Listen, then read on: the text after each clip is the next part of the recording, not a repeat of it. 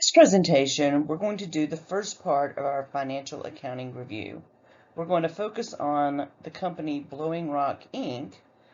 If you haven't yet printed out the information set and the journal, you might want to stop the video and do that now. Blowing Rock, Inc. is an online jewelry retailer. So the first thing you want to look at is the unadjusted trial balance as of December 31, 2023. We want to stop and think, what is an unadjusted trial balance? What's a trial balance? A trial balance is just a list of all of your accounts with their respective debit and credit balances. The purpose is to make sure that the debits equal the credits before you start closing the books at the end of the accounting cycle. So in terms of its place in the accounting cycle, this is one of those things that you talk about in principles and then you talk about again in intermediate one, but maybe you haven't thought about in a while. So if you think about the accounting cycle, it begins with analyzing and journalizing entries. Then you post them to their Ledger T accounts. Then at the end of the accounting period, you're going to make this unadjusted trial balance. Once you have proved the equality of the debits and credits in your unadjusted trial balance, you're going to go on to adjusting entries, an adjusted trial balance. From the adjusted trial balance, you can make financial statements, and then the last step is going to be closing entries and a post-closing trial balance.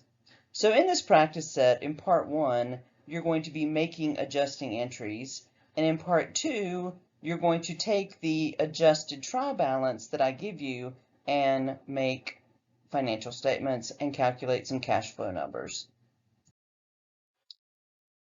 So the information you're given for the first adjusting entry has to do with a portfolio of equity securities. It has a market value of $51,106 at December 31, 2023, and you're told that the fair value method is used. That is the default treatment for a portfolio of equity securities. So I've given you a piece of the unadjusted trial balance here.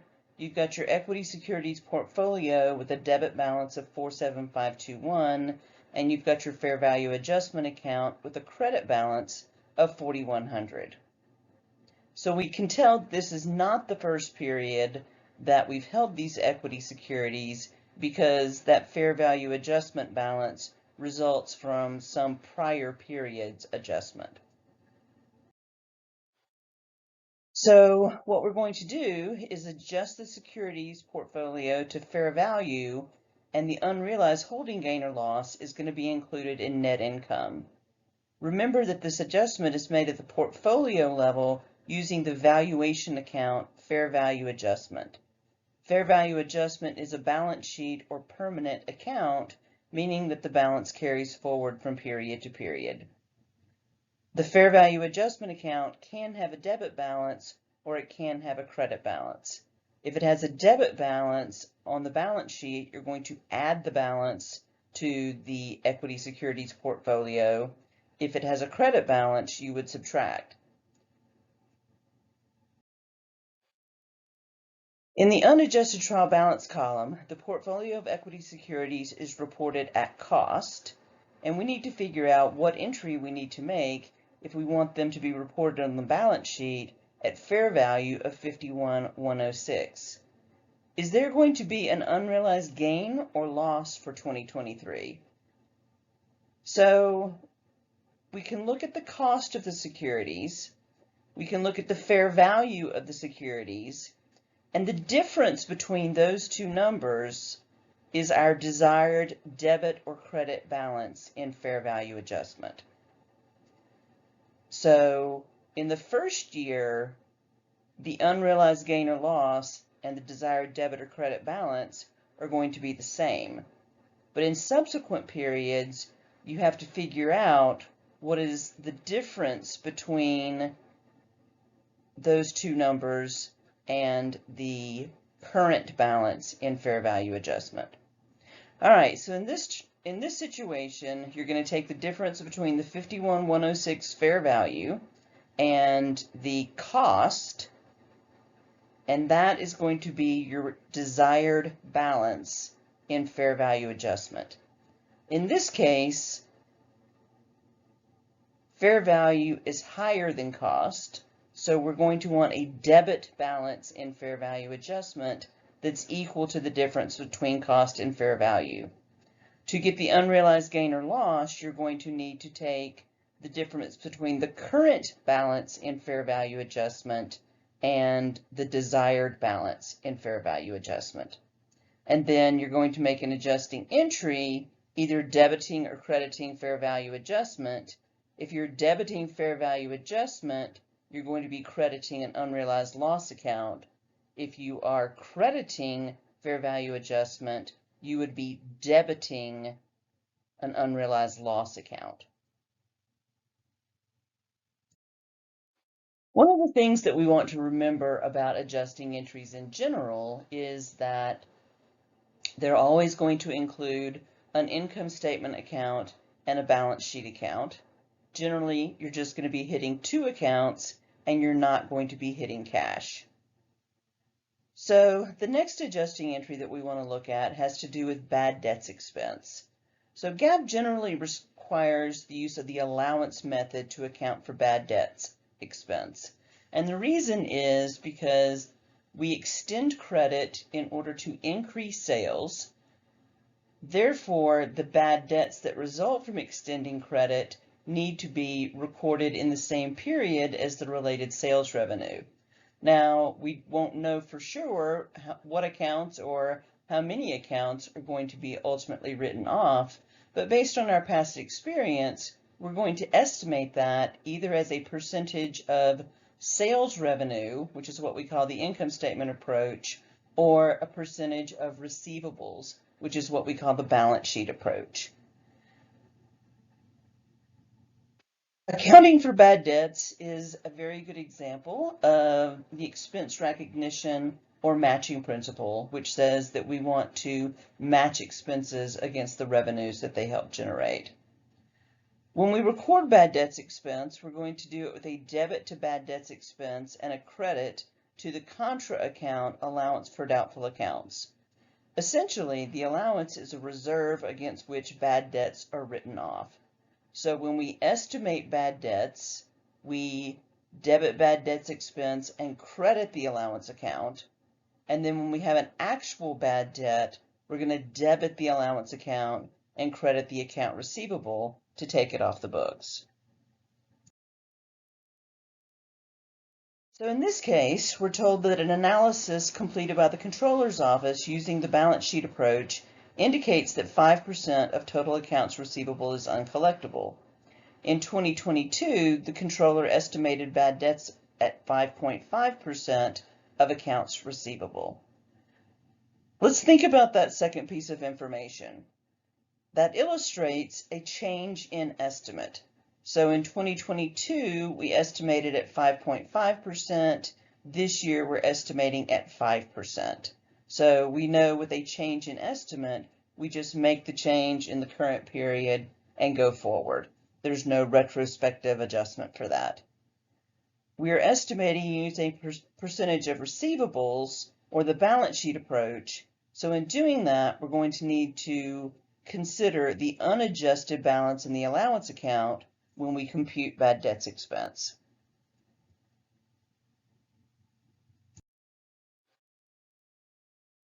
To do this, we're going to multiply the percentage times the balance in accounts receivable.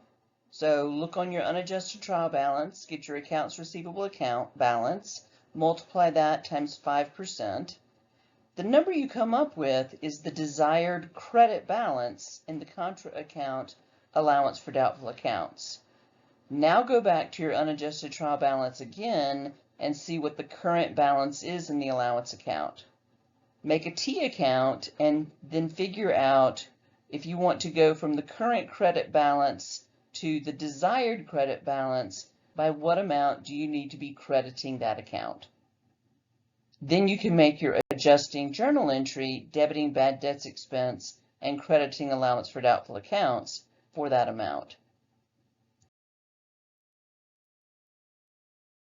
So we can determine the bad debts expense by multiplying the 284,171 times 5%, then taking the difference between that and the 6120.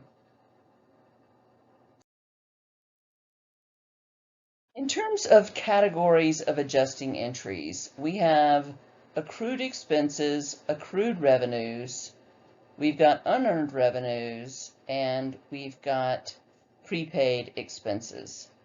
This next entry, depreciation expense, is a variation on a prepaid expense. So plant and equipment are long-term assets that are purchased with the intention of using them over a period of time to generate revenues. They have useful lives assigned to them. That's the period over which we expect them to help generate revenues, and that's the period over which we're going to depreciate them or charge their cost off to expense. Land does not have a finite life. It has an indefinite life, so it's not depreciated. This is also a good example of the matching or expense recognition principle because we're using these assets to generate revenue and we are matching the cost of the assets against that revenue stream. The definition of depreciation is that it is an allocation of the cost of an asset to the periods that benefit from its use in a systematic and rational manner. So some of the common depreciation methods are straight line, sum of the year's digits, and double declining balance. We record depreciation expense with a debit to depreciation expense and a credit to the contra asset account, accumulated depreciation. The information set gives us this info. On November 1, 2023, the company purchased additional equipment at a cost of $50,000. It has a $15,000 salvage value, a 5-year life, and is depreciated using the straight line method. What you need to do here is calculate a partial year's depreciation. Cost minus salvage is going to give you your depreciable cost. You're going to divide that by the useful life to get the annual depreciation, and then you're going to prorate it based on the number of months in the year you use the asset. We bought it on November 1 of 2023, and our year end is December 31, 2023, so you need to factor in how many months in 2023 you use the asset. In calculating depreciation expense, you're going to figure out the depreciation on the new equipment, and then you're going to add in the annual depreciation expense on the other equipment of 108 and the annual depreciation expense for the buildings of 52. You're going to debit the depreciation expense account for the total of that and then credit separate accumulated depreciation accounts for the building and equipment. So your adjusting journal entry in this case does hit 3 accounts because you want to break out the accumulated depreciation between the two assets. The assets are going to be reported on the balance sheet at book value. Book value is calculated as cost minus accumulated depreciation. In putting together a balance sheet, you might condense the information and just report PP&E common net. You would calculate that by adding the balances of land, buildings, and equipment, and then subtracting out both accumulated depreciation accounts.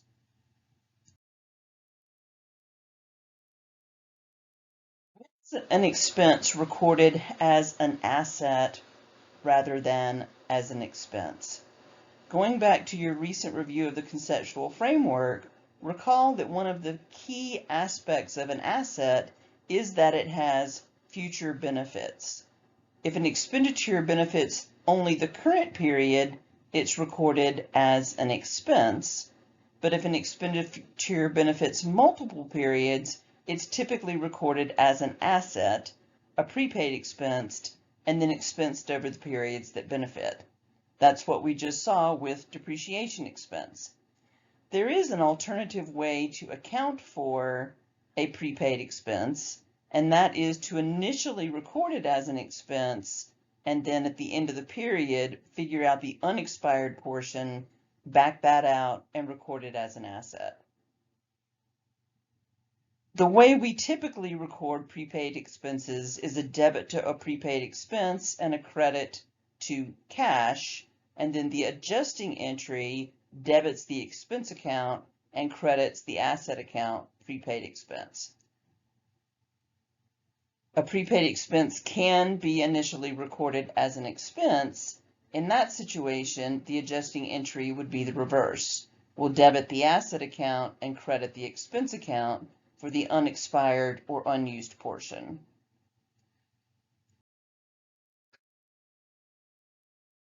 Our next entry focuses on a 12-month insurance policy providing coverage on a company car that was effective April 1, 2023 for a premium of $4,320.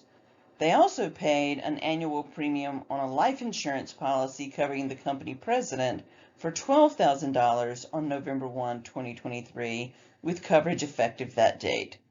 So you've got two different policies. Neither one of them was in effect for the full year. So in both cases, you're going to need to figure out the monthly premium and then calculate the total expense by factoring in the number of months that the policy was in effect. In this case, if we go to our unadjusted trial balance, is there a balance in insurance expense or prepaid insurance? The balance is in prepaid insurance, so the entry will be to debit the expense account and credit the asset. What should be in the prepaid insurance account at 12/31/2023 is the cost of the unexpired premiums, and the amount that should be in insurance expense on the 2023 income statement is the cost of the expired premiums. So one of these premiums is for a car insurance policy. The other one is for a life insurance policy on the company president. So what's special about premiums on life insurance for key company executives? If you recall, that's one of the examples of a permanent difference in calculating book and taxable income. So in the final step of these adjusting entries, when you calculate income tax expense and income tax payable, you're going to need to factor that in. You might make yourself a little note right there to remember to come back to that. Another example of a prepaid expense is supplies. The information we're given tells us that a physical count determined that $720 worth of administrative supplies were on hand at year end. If $720 worth of supplies are on hand at the end of the accounting period, that should be our balance in supplies. Take a look at your unadjusted trial balance. Find the supplies account. What's the balance in there? And what's the balance in supplies expense? In this case, you can see that BRI booked the purchases of supplies to the expense account, so the adjusting entry needs to reduce the expense and record an asset for the supplies on hand.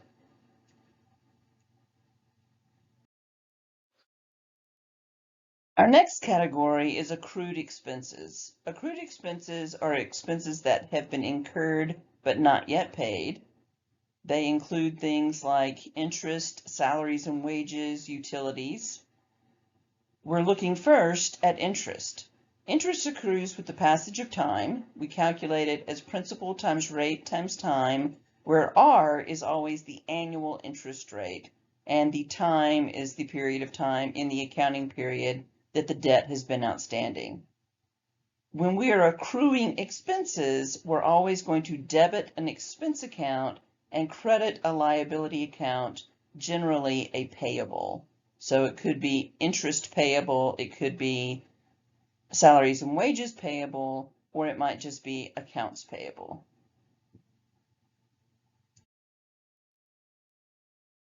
BRI issued a 6% interest-bearing note payable on October 1, 2023. It matures on April 1 of 2025. Interest and principal will be paid at the maturity. We need to know the face amount of the note, so you're going to need to go to the unadjusted trial balance and find that number. So that's going to be our principal, or the face amount of the note.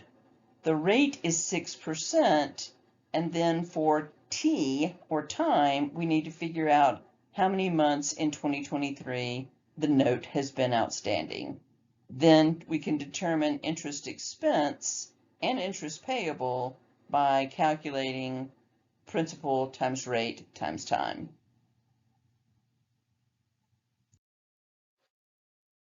The next one is an easy one because I just give you the number. Accrued salaries at December 31 amounted to $31,560.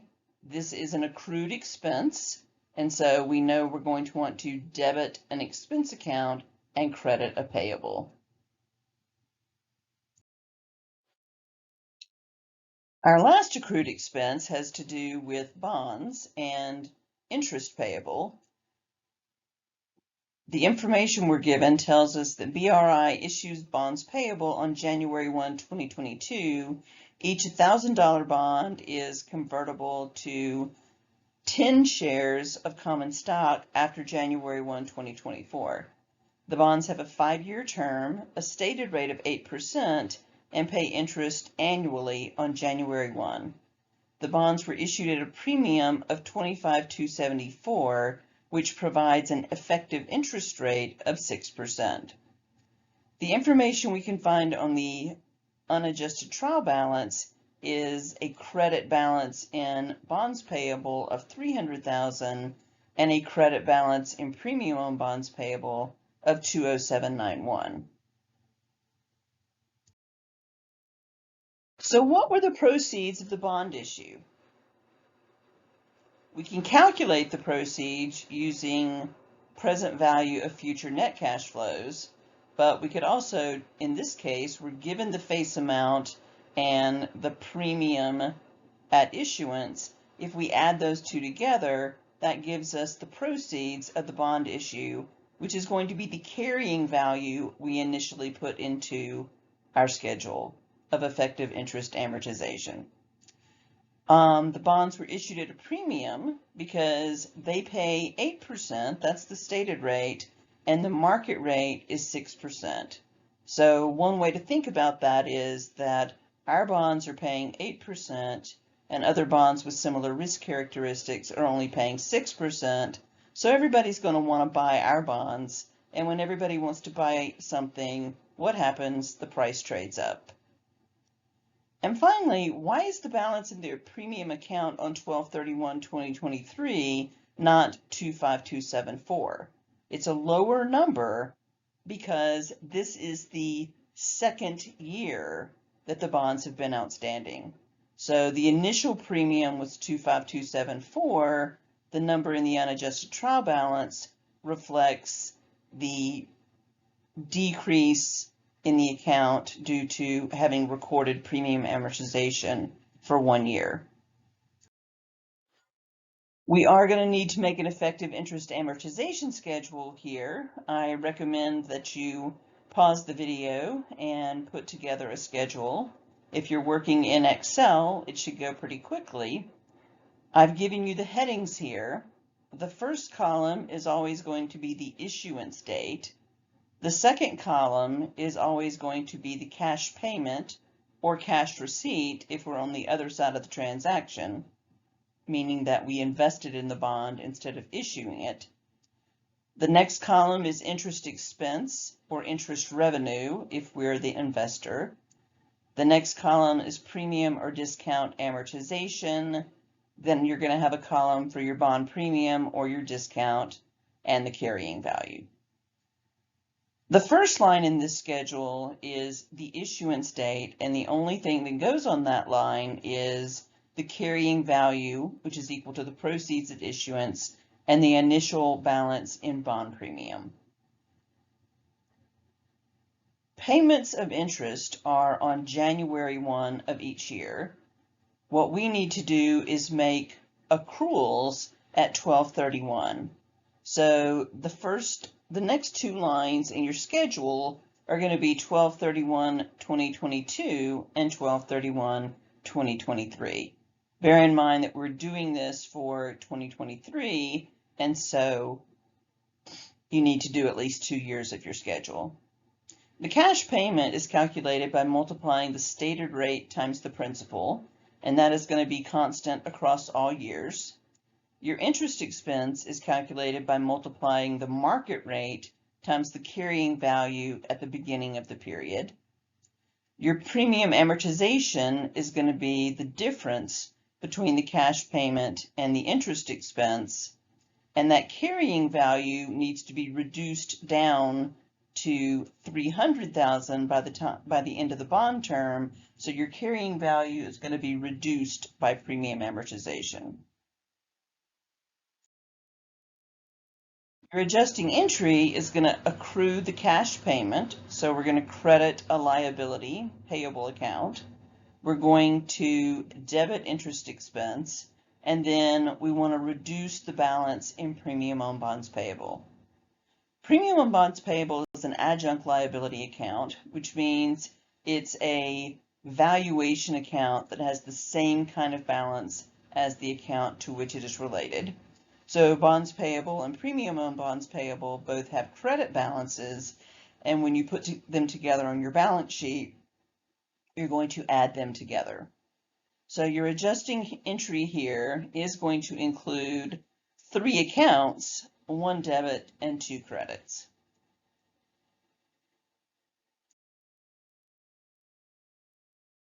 One more easy accrued expense here. You're told that other administrative expenses of 10/9/20 have accrued at December 31, 2023. This is going to include things like utilities payable, taxes payable, and so on.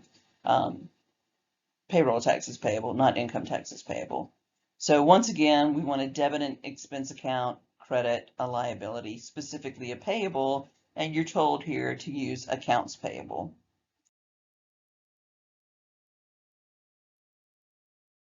Next, we're going to be looking at patent amortization and impairment testing. Blowing Rock purchased a patent at the beginning of 2022. The patent cost $66,000 and has a 6-year life. The next piece of information tells you that due to impending technological obsolescence, Blowing Rock is concerned that the value of the patent may be impaired. Their expert estimated the future net cash flows associated with the patent to be $23,525 and the fair value to be $17,970. Is a long-term intangible asset, meaning that it lacks physical substance, but it has value because of the rights afforded to the holder.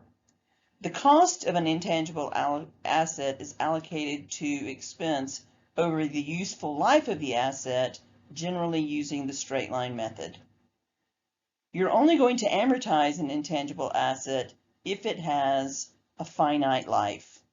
Patents are going to fall into this category, customer lists, production backlogs, and some licenses and franchises. The expense associated is amortization expense. In the adjusting entry, you're going to debit that account and credit the asset directly because accumulated amortization accounts are typically not used.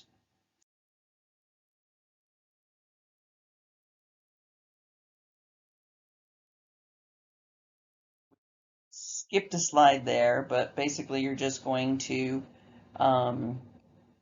divide the cost of the patent by the useful life and record depreciation expense.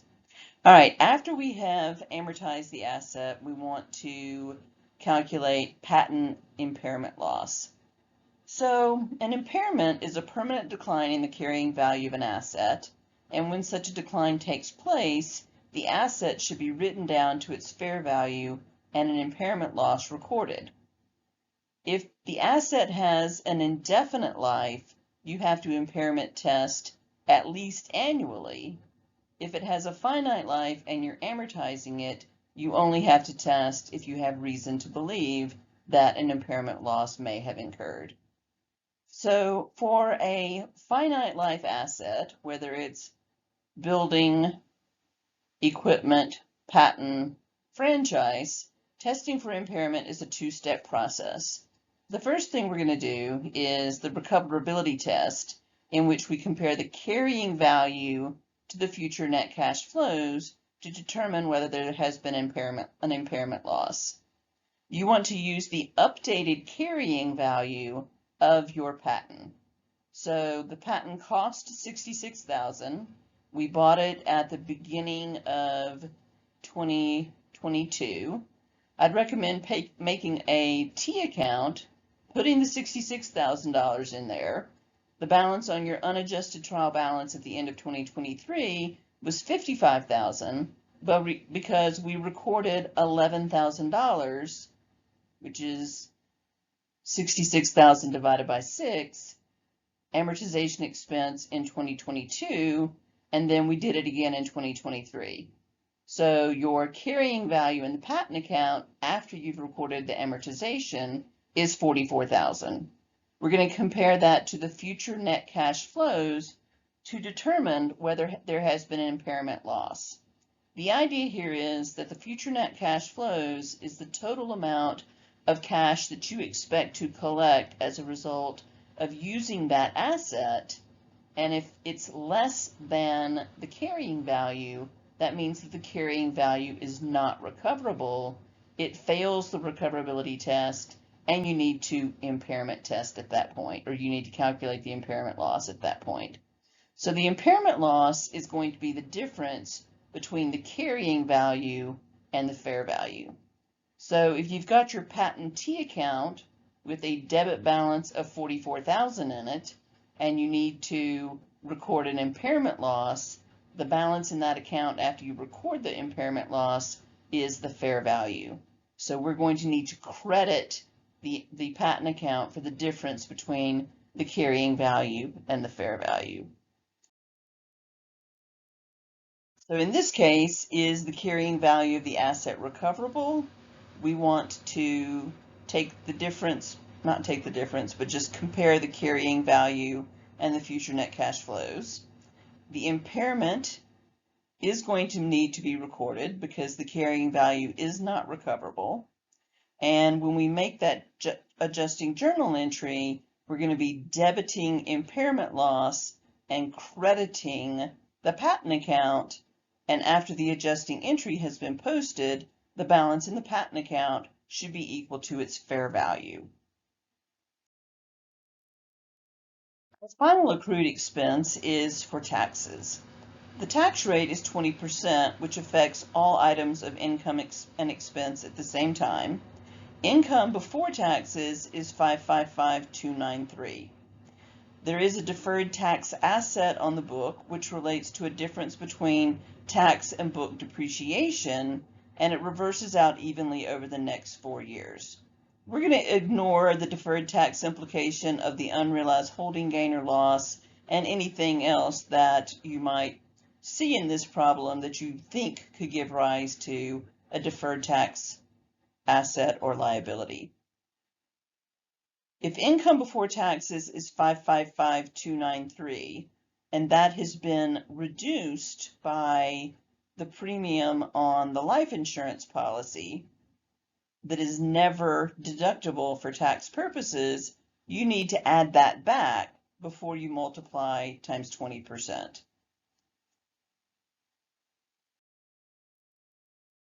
So your tax expense is going to be 20% of that number, and then you can figure out by what amount you need to credit your deferred tax asset.